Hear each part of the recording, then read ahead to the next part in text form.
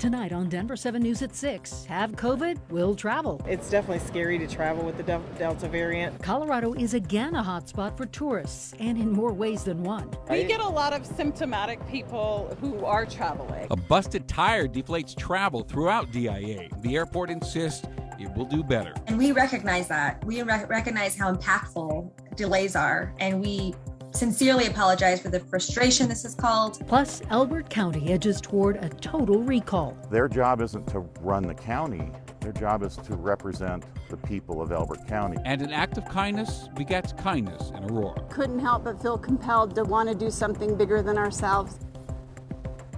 Good Friday evening to you, and thank you for watching Denver 7. I'm Ann Trujillo. And I'm Shannon Ogden. When coronavirus first arrived, you couldn't travel and hospitals were in danger of being overrun. Well, people are traveling again, but the hospitals don't look so good. 700 people will spend the night in a Colorado hospital with what doctors have confirmed or suspect to be COVID-19. For perspective here, 238 beds were occupied by COVID patients on this same date last year. But if there are alarm bells going off, you can't hear them downtown. Tourists are still coming in droves and in some cases spreading the same virus they came to Colorado to avoid. Denver 7's Russell Haythorne has our top story. They come to colorful Colorado in droves. I flew here from Los Angeles. Year-round. I'm here with family. We're going to a concert at Red Rocks. And how can we blame them? Especially here, look at me, it's like everything's outdoors, fresh air. While tourists pump tons of money into the Colorado economy, they sometimes bring less desirable baggage with them. We know that travel is how this infection spreads, essentially. A new study from Pitkin County and Aspen shows an average of 38% of new positive COVID cases over a 14-day period were indeed tourists and visitors from out of state. Definitely not surprising that travel is encouraging spread of the virus. So we know that the very first person who had COVID in Colorado was coming from out of state and was traveling for recreation. Dr. Jared Eddy at National Jewish Health says cases are rising in large part due to the Delta variant, which is more infectious. You really should not be traveling unless you really need to. If you do, Dr. Eddy says get tested when you arrive at your destination, even if you're asymptomatic. That's why this disease has been so hard to control, is that people are asymptomatic with it, or have very mild symptoms that they may not even recognize. COVID Check Colorado, in partnership with the CDPHE, makes getting tested a breeze with pop-ups like this one at Union Station. It's completely free. A lot of people get off the train or they're going to the airport and they get tested either coming or going from the airport. Right. We get a lot of symptomatic people who are traveling. It has been increasing. Good advice to all those who just can't stay away from our colorful Colorado. I do definitely consider Colorado definitely safer than where I'm coming from. Russell Haythorne, Denver 7. An El Paso County School District says it will not report cases of the coronavirus to its local health department. The chief education officer for District 49 says the risk of quarantine outweigh the risk of the virus itself. Schools are obligated to report cases, though, under state law.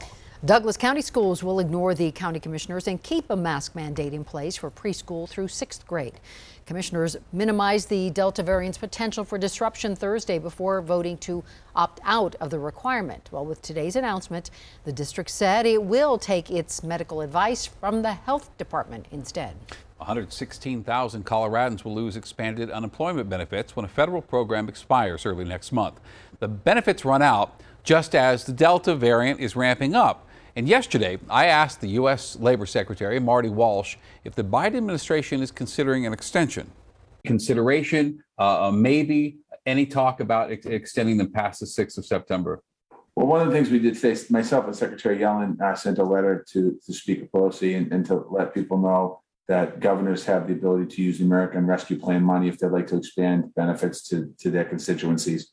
So we're going to make arrangements so that can happen. So again, the Delta variant in certain states is higher than other places, and it's not uniform across the board yet. Hopefully it won't be, but it'll create an opportunity for governors to be able to fill in that void if they need be.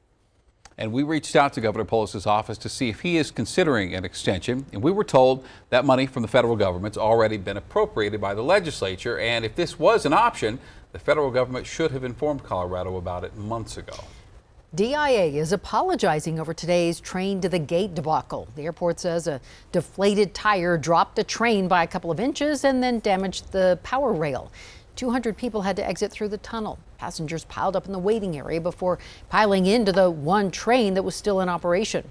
I can't believe it. What a tragedy. It seems as though the wait is just over the top astronomical. Everywhere you look, there are lines wrapped around the airport. I mean, we were stuck with some pilots on there, and someone asked the pilot, "Are you going to make your flight?" And he says, "Oh, I'm going to make my flight. It's not leaving without me." Repairs lasted from midnight to 10 a.m. and DIA says it will consider alternatives to the train. Okay, here's a brand new sentence for you. My pillow guy, Mike Lindell, is reportedly sheltering Mesa County Clerk Tina Peters in a safe house.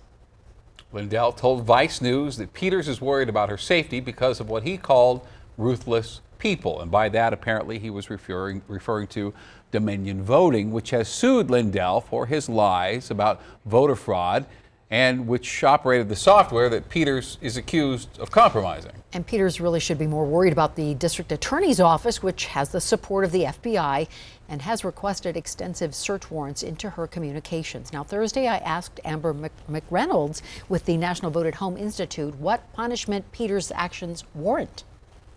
So here's a woman who took an oath of office. Do you think she should be charged criminally? Well, so obviously I don't have the same information that the law enforcement officials have in front of them.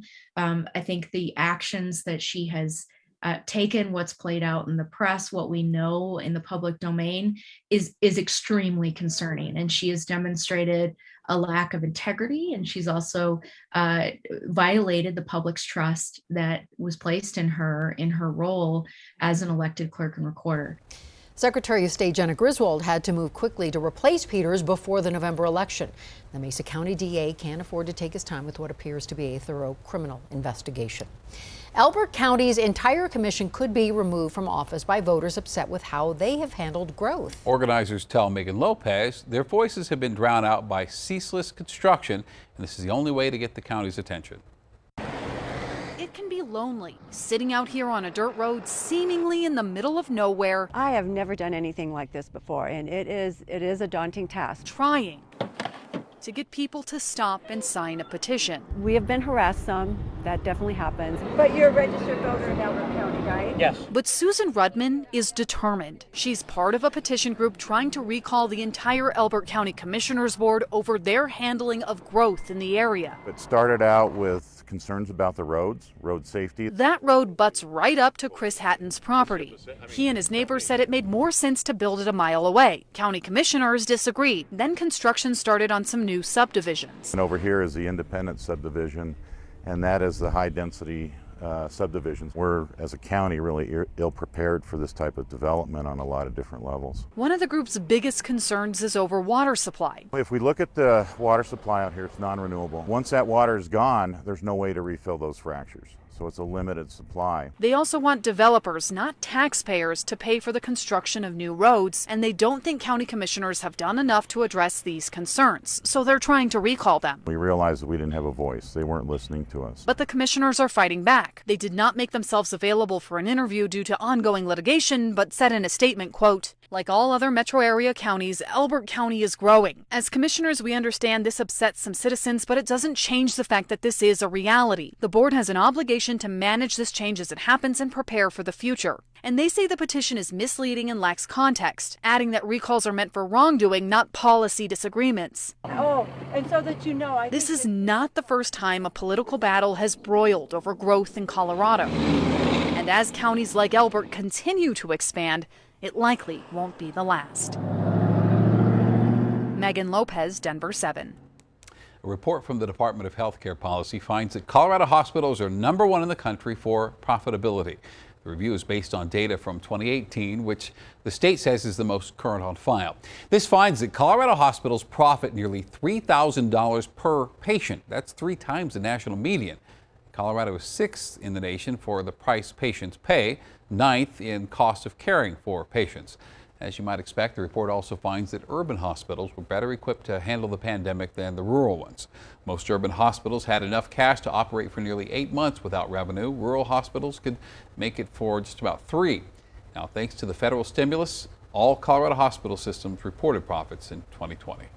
It took some doing, but an initiative that addresses affordable housing and group living in Boulder has made the November ballot. Right now, Boulder permits no more than 3 unrelated people to a home.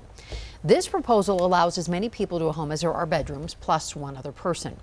Organizers would have made the ballot last year, but the city gave them the wrong guidelines and then refused to budge. Coming up, a man, his best friend, and the people who changed their lives. It's still hard for me to believe, that, someone would do that for another person. Chances for scattered showers and thunderstorms across Colorado as we go into the weekend, but will it be severe weather? I'll let you know coming up.